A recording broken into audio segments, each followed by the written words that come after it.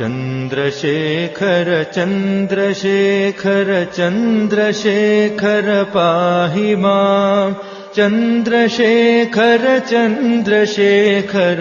चन्द्रशेखर रक्ष माम् रत्नसानुसरासनं रजताद्रिशृङ्गनिकेतनम् सिञ्जिनीकृतपन्नगेश्वरमच्युतानलसायकम्